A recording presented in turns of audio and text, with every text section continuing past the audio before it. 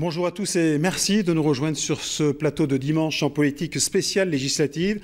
Après des présidentielles inédites qui ont pour le moins bouleversé le paysage politique, les électeurs sont appelés à voter pour leurs députés les 11 et 18 juin prochains. 28 députés et leurs remplaçants pour l'Aquitaine. Et aujourd'hui, on va s'intéresser à la 3e circonscription des Landes, circonscription emblématique puisqu'elle fut le fief d'Henri Emmanuelli.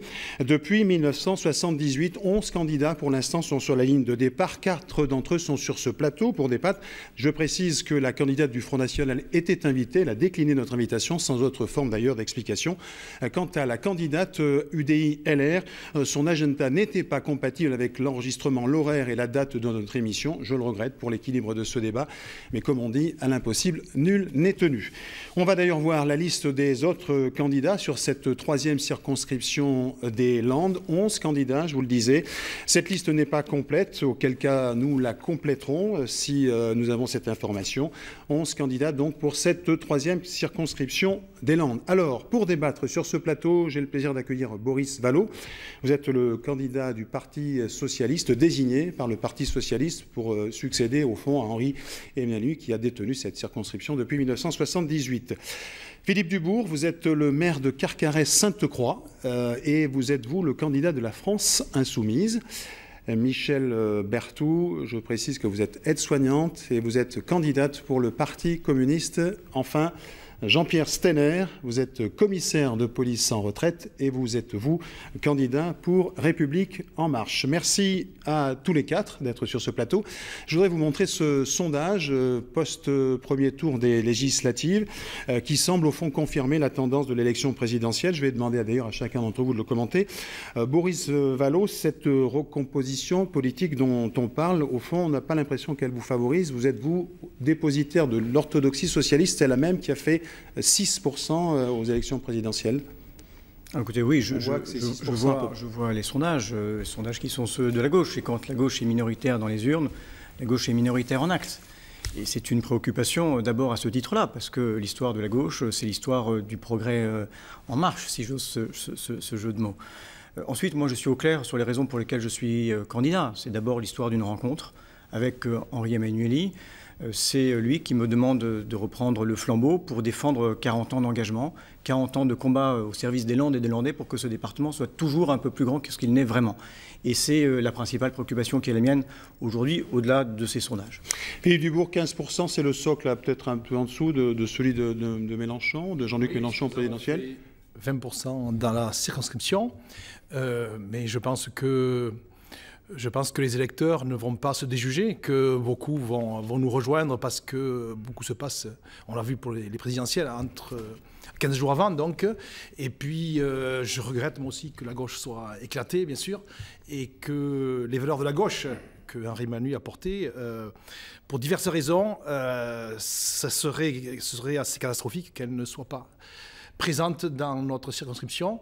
Et puis, je vais le dire, mais nous ne croyons pas aux valeurs portées par le mouvement En Marche. Et donc, c'est quelque chose qui nous fait mal au cœur. On y reviendra. Alors, le PC, Mme Berthoud, retrouve sa liberté. Il avait perdu pour ses présidentielles. On sait qu'il y a d'ailleurs le torchon brûle entre le Parti communiste et Mélenchon. C'est pour ça que vous êtes parti dans cette campagne à côté de la France insoumise. Dès le départ, c'était clair. Pour les présidentielles, on s'est mis derrière Jean-Luc Mélenchon pour ne pas justement avoir trop de candidats. Donc, dès le départ, c'était dit qu'on soutenait Jean-Luc Mélenchon. Et pour les législatives, c'était aussi expliqué qu'on partait avec nos propres candidats. Ce n'est pas faute d'avoir essayé de se rassembler. Nous avons fait plein de réunions. France Insoumise a toujours fermé la porte. Et je le regrette et je suis très en colère par rapport à ça. Parce que c'était le moyen de faire un contre-pouvoir à la droite et l'extrême droite. Communiste, France Insoumise, c'est ça? Non, non. Michel ne présente que le tiers de la vérité que moi j'exposerai dans les réunions publiques. Dès le début, il était dit au niveau national par Pierre Laurent que d'ailleurs ils ont les candidats du Parti communiste depuis le mois de novembre. Donc déjà c'était engagé pour faire une. Je comprends que vous fassiez une campagne. Mais Michel et le PC, moi, je n'irai pas dénigrer les amis, quoi. nous qui sommes du même côté. Mais c'est déplorable, c'est vrai, et je pense qu'on se rassemblera au second tour. Il n'y a pas eu d'entente pour le premier tour, vous verrez pour le second tour. Jean-Pierre Séner, vous représentez le mouvement qui est la dynamique, République En Marche, derrière le président de la République. Vous êtes un nouvel élu, enfin un nouvel candidat, pardon, si j'ose dire, excusez-moi, c'est un lapsus qu'il ne faut pas prendre comme révélateur. Et vous êtes de la société civile, M. Steiner, c'est au fond ce que revendique ce mouvement. J'ai envie de vous demander en quoi cette distinction vous donne un avantage sur le plan électoral. Sur le plan électoral, je ne sais pas. Les sondages, bon, c'est d'une manière générale nationale. On est dans une circonscription qui a tout à fait une particularité importante. Et je dirais même, je suis dans le mouvement En Marche. Je suis dans ce mouvement En Marche, dans la 3e circonscription, à succéder, je le souhaite, à Henri Emmanuelli, qui est justement le contre-exemple du mouvement En Marche. Ce mouvement En Marche, il est né de la volonté donc d'Emmanuel Macron de rapprocher la société civile du politique dont la professionnalisation, dont le combat des appareils avait fini par entraîner un ras-le-bol total chez les électeurs.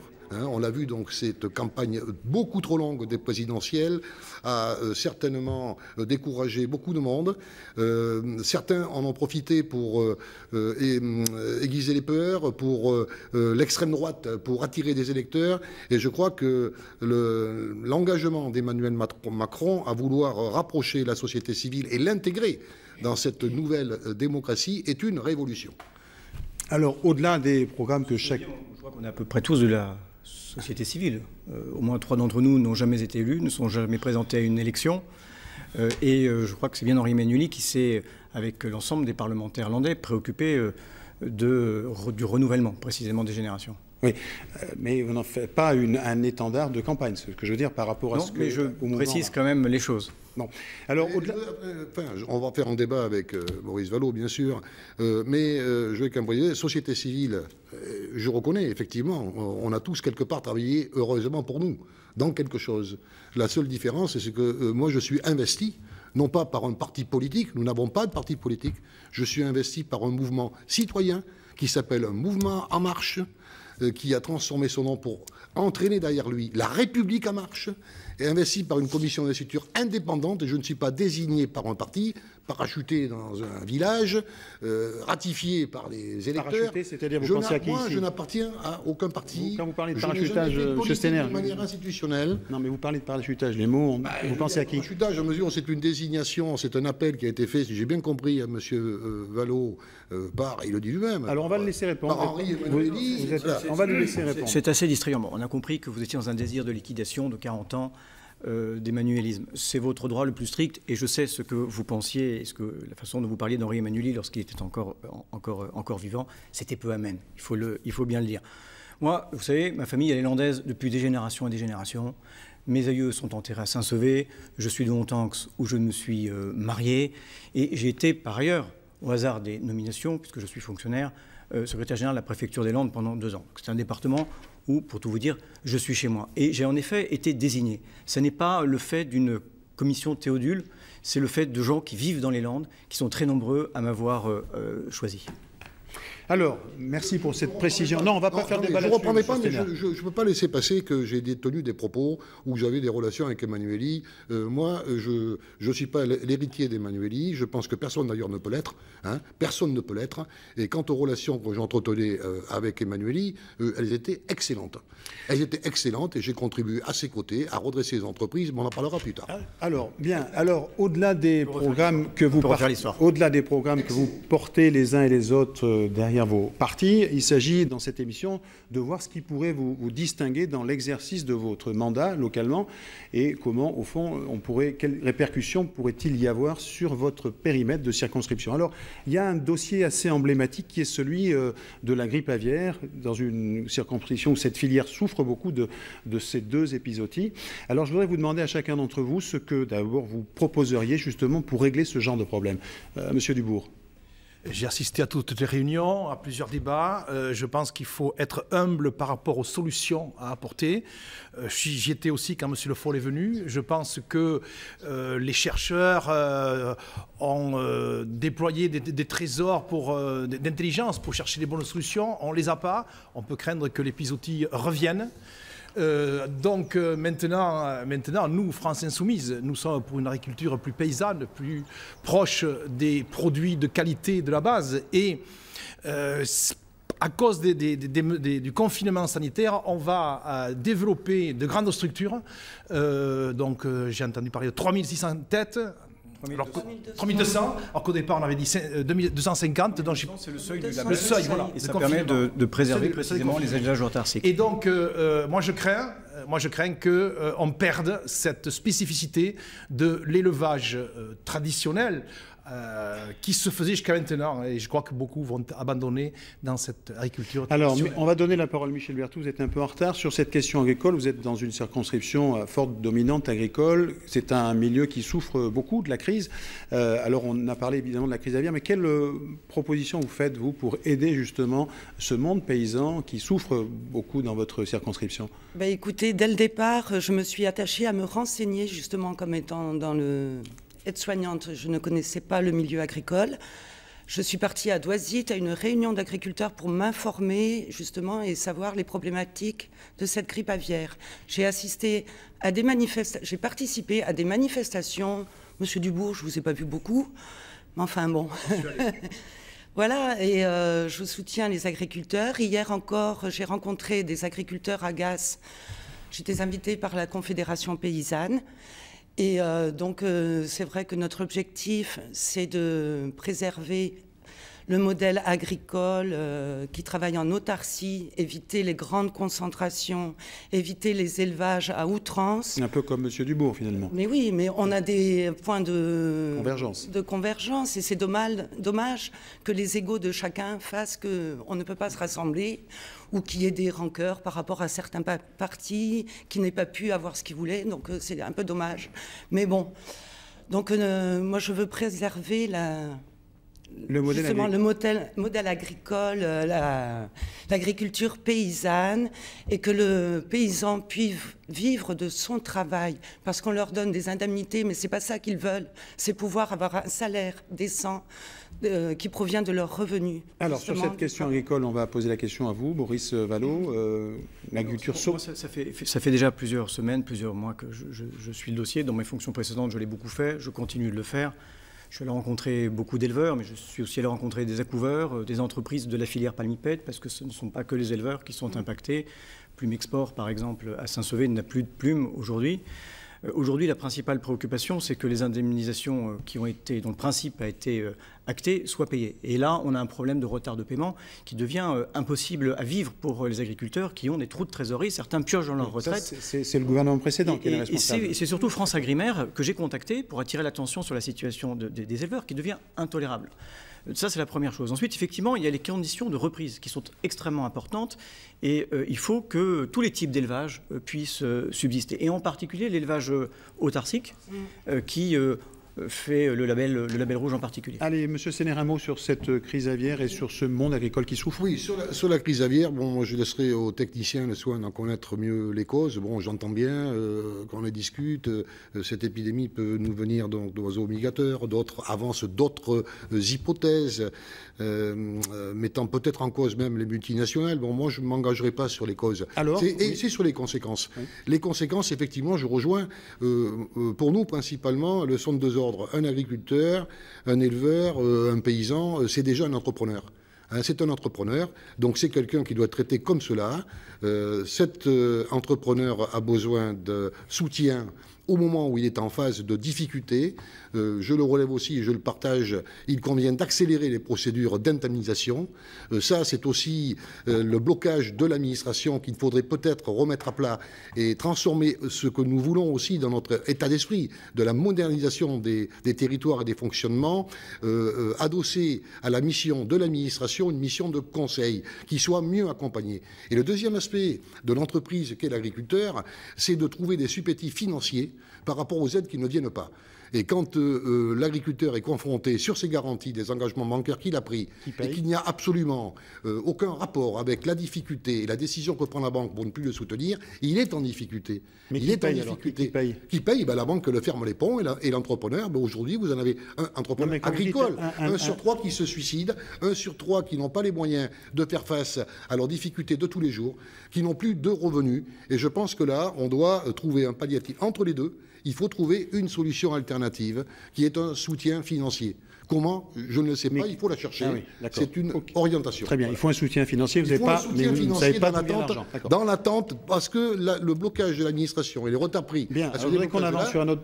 socialement, a des conséquences beaucoup plus graves sur l'humain. Voilà. Je voudrais qu'on avance sur un autre dossier, comme partout, dans cette circonscription, le vote Front National est important.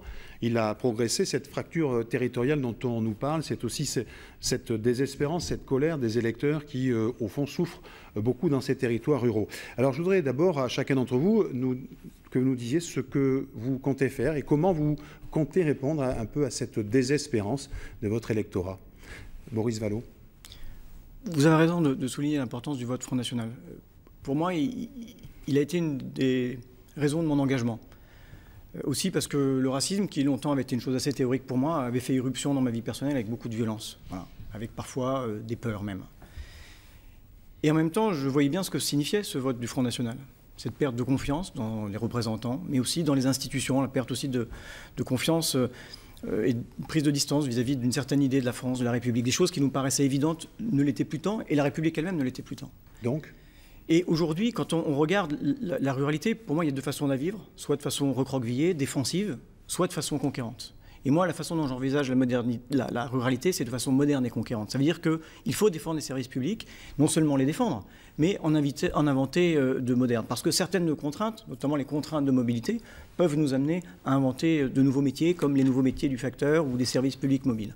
Ça, c'est extrêmement important. On aurait pu évoquer la question de l'école. Je sais que Philippe Dubourg y est particulièrement attentif.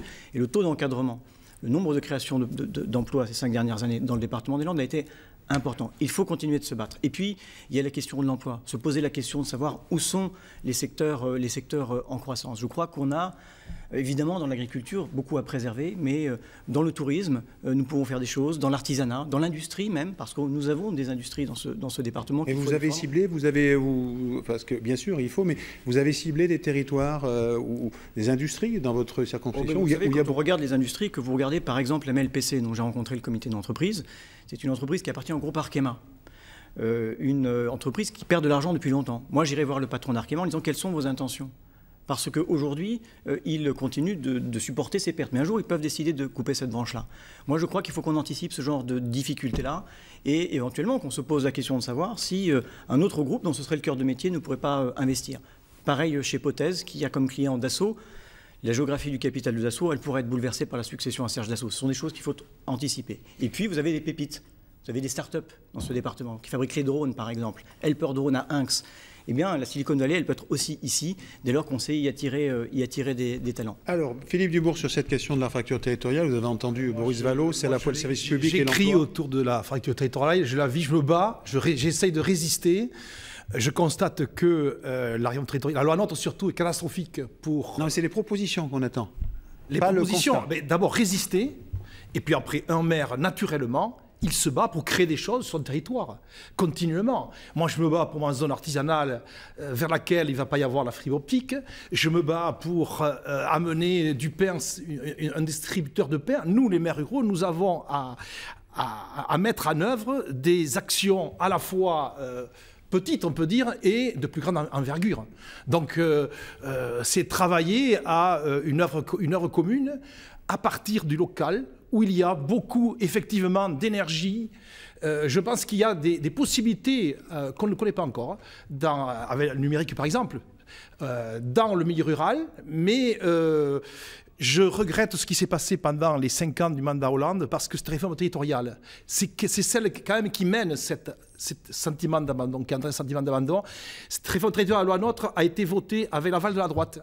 Et nous, les maires ruraux, on s'est opposés à cela et il y a un engrenage qui s'est mis en place et qui entraîne la perte des commerces, le moins d'agriculteurs, le problème des écoles, tout est lié finalement. Mais c'était antérieur à la loi NOTRe, M. Dubourg. La désertification rurale, elle est pas consécutive à la loi NOTRe. L'accélère, parce qu'il y a un mouvement qui est accéléré par cette réforme territoriale. Alors, il y a eu 171 élèves en plus dans les Landes et 91 postes de créés en plus. Madame Berthaud, vous êtes en retard justement sur cette question très prégnante de la fracture territoriale, et vous êtes dans une circonscription où elle se manifeste comme ailleurs. Quelles sont vos réponses? Évidemment, au niveau local, je suis pour l'égalité pour tous sur les territoires. Ce n'est pas parce qu'on est dans un endroit isolé qu'on n'a pas le droit accès aux soins, à l'école, aux services publics. Ça, c'est la question des services publics. Plus de services publics. Oui, parce que vous parliez du vote Front National. Moi, c'est pour ça que je me suis engagée aussi, parce que je ne peux pas imaginer que le Front National accède au pouvoir vis-à-vis de mes enfants et de la jeunesse actuelle. Et je ne pense pas que ce soit un vote raciste, mais les gens ont voté non Front National par cet isolement justement des territoires. Et donc il faudrait redynamiser nos territoires par un maillage ferroviaire qui donne un accès aux personnes qui se sentent plus isolées, ouvrir des services publics, l'école pour tous, préserver nos écoles dans chaque commune. C'est tellement important pour l'éducation de nos citoyens. Une maison de santé par canton, parce que les hôpitaux sont de plus en plus loin et il est inadmissible qu'on soit mal desservi et qu'on n'ait pas accès à la santé sous prétexte qu'on habite à la campagne. Donc c'est pour ça que je veux me battre et préserver nos territoires et revoir le maillage. Voilà. Monsieur Steiner, en 2 mots, votre vision de la dynamique de ce territoire. On a parlé des services publics. Non, mais sur la fraction, bon, ce qui est inquiétant, on le connaît, je veux dire, c'est la colère qu'expriment les électeurs. La colère de ne pas avoir été entendus, la colère de constater des ruptures avec leurs propres besoins, la colère de ne plus avoir d'espoir. Ils se sont réfugiés dans le Front National, mais je confirme ce que vous venez de dire. Les Landais ne sont pas racistes. Hein. Les Landais est un peuple ouvert. Les Landais sont des gens festifs. Ce que j'attends de vous, c'est ce que vous proposez, M. Steiner. Ce que nous proposons, c'est d'être, je vous le redis encore, au titre de la société civile, d'être au plus près de leurs besoins. Au plus près de leurs besoins, moi, depuis 10 ans, dans les Landes, j'assiste et j'accompagne les entreprises en difficulté. Donc, ce qu'il faut redonner l'apaisement et la confiance. Donc, le besoin, je ne vais pas vous dire sur tel point que nous allons faire telle chose, pour l'école, pour la santé, pour les personnes âgées, pour les personnes handicapées, pour les accompagner, pour les intégrer. On peut développer des tas de secteurs. Moi, c'est pas là, c'est principalement le fil rouge, la philosophie. Mais pour terminer sur la philosophie, il faut les entendre, il faut leur apporter des solutions crédibles et concrètes. Très bien, vous êtes un peu en avance, M. Steiner. Donc, je vais donner la parole à... Allez, en 2 mots. C'est une question, juste, j'ai entendu dire que vous étiez pour les EHPAD privés. Voilà ce que j'ai entendu. Les EHPAD privés... Donc, si on veut rendre un service aux personnes, je pense qu'il faut préserver nos EHPAD publics, justement. Mais... Parce qu'elles ont... Avec un prix de journée qui est très maîtrisé. Voilà, un prix de journée, nous avons la chance dans les Landes, dans notre département, d'avoir des EHPAD avec des tarifs entre 1 400 et 1 600 euros. Et c'est très important de garder ça. Mes propos n'étaient pas de dire qu'il faut évidemment fermer les EHPAD privés, mais il faut élargir à tout domaine, y compris le public, pour augmenter les places disponibles. Très bien, on a compris votre point de vue. Il nous reste 3 minutes, ce qui vous laisse à peu près 45 secondes à chacun. Si vous étiez élu dans cette circonscription, je voudrais savoir, M. Dubourg, quelle serait votre première action? Ma première action, ce serait de demander l'abrogation à la Chambre des députés avec la France insoumise de cette réforme territoriale, de la nôtre en particulier, l'abrogation des conventions ruralité qui sont justement le départ et l'encouragement à concentrer les écoles autour d'un collège référence, qui est le contenu des conventions ruralité. Comme à Carcarès. Et puis, alors Carcarès, Monsieur Vallot, je sais que vous le dites, mais nous avons créé une école à la demande des communes. L'idée n'est pas vue de moi, mais cette école a été créée à partir... Laissez-moi terminer. Cette école a été créée à partir de 3 communes où il n'y avait plus d'école depuis depuis 20 ans. Bon, depuis 20 ans. Bon, on a compris, c'est réforme de la loi NOTRe qui est votre priorité. Enfin, faire abroger cette loi. Résister pour exister, et résister pour créer quelque chose après. Et Madame Berthoud, si vous étiez élue, même question. Oui, mais quelque chose. Bon, je ne vais pas redire ce qui est dit parce que je partage, mais moi, ce qui me tient à cœur, c'est rendre accessibles nos villes aux personnes en situation de handicap. Voilà, parce qu'on demande toujours à ces personnes de s'adapter à la société, et je pense que c'est plutôt à la société de s'adapter à eux, pour qu'ils aient accès à tous nos services, que ce soit le logement ou les services publics. Donc ça, c'est une chose qui me tient à cœur. Un mot, Monsieur Steiner, parce que le mot, il est simple. Société civile, donc j'y reviens, c'est replacer l'humain au centre de toutes nos réformes. L'objectif, toute réforme, fondement social. Et autour de ce fondement social, il faut rassembler pour réussir la transformation de la société et redonner espoir. On peut y arriver. Dans les Landes, nous avons des vitalités, nous avons des possibilités de réussite. Très bien. Merci. Boris Vallaud, même question. Écoutez, tout à l'heure, il a été dit qu'il n'y a pas d'héritier, mais il y a un héritage. Et chacun d'entre nous, héritier de ce qui a été fait pendant 40 ans pour ce département, c'est aussi l'enjeu de cette élection. C'est est-ce qu'on souhaite continuer dans cette voie, se projeter vers l'avenir, exiger toujours le meilleur pour ce département. Moi, c'est le mandat que je me donne. Et puis, ma première démarche, je vous le dis, ce sera d'aller voir le nouveau ministre de l'Agriculture pour que les engagements qui ont été pris vis-à-vis notamment de la filière palmipède soient tenus et rapidement. Merci. En tous les cas, il nous reste 1 minute. Merci à tous les quatre d'avoir participé à ce débat. Si vous avez une petite chose, je vois me regarder. Madame Berthoud, vous avez quelque chose à rajouter peut-être? Je vais citer une citation de Nelson Mandela. « Je ne perds jamais. Soit je gagne, soit j'apprends, et en ce moment, j'apprends beaucoup. » Merci, ce sera le mot de la fin. Merci à tous les quatre. Je vous rappelle que le premier tour de cette élection législative, restez assis, c'est pas fini, c'est le 11 juin. C'est donc les électeurs qui vous donneront déjà une première indication. Merci de votre fidélité. Restez bien avec nous. Dans un instant, le journal de la mi-journée, puis la deuxième partie de Dimanche en politique. Merci de votre fidélité et bon après-midi.